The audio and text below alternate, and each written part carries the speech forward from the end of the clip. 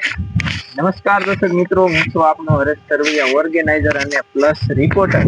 આજે હું આવી ગયો છું કોંડળી ગામે, જ્યાં એક ગૌ કરુણા ટ્રસ્ટ ગૌ રક્ષકો જે છે એમનું ગ્રુપ સાથે અહીંયા આ લોકો એક ગૌ માતા જે ખરાબ હાલતમાં જે કાદવ કીચડમાં ખૂટી ગયેલા, એટલે કે એમાં ફસાઈ ગયેલા હતા, અને એમનું રેસ્ક્યુ કરવા એમની મદદ રૂપે એક ગૌ કરુણા ટીમ મહુવાના આંગણેથી આ લોકો બધા આવ્યા છે. ગાય માતાને સહી સલામત રેસ્ક્યુ કર્યું છે. અને અત્યારે હાલ આપણે જે એમના જે કઈ મિત્રો અહીંયા છે, મિત્રોને આપણે એટલું કહેવા માંગશું કે જે કઈ ભાઈ તમે અત્યારે મહુવાથી આવ્યા છો, કોને તમને અહીંયા જાણ કરી કે માતાજી આ સ્થિતિમાં છે?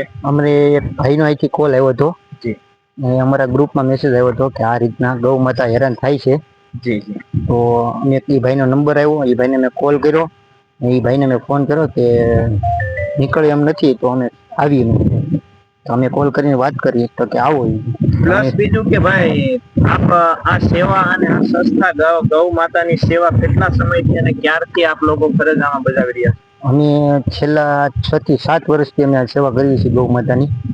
મહુવાના આજુબાજુના ગામડામાં અમે સેવા આપીએ છીએ ગૌ માતાની.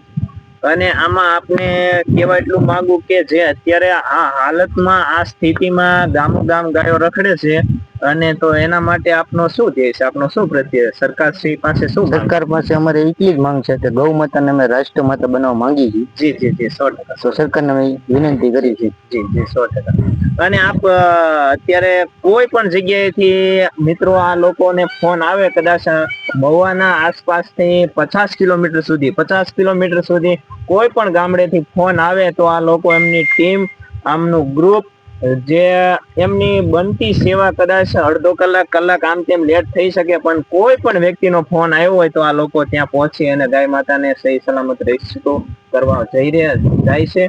અને આપણે ફરી એકવાર એ લોકોને ધન્યવાદ અને આશીર્વાદ આપશું કે ગૌ માતાની આપની ઉપર અસીમ કૃપા રહે અને આવા સેવાના કાર્ય કરતા રહો, એવી શુભકામના. જય હિન્દ, જય ભારત.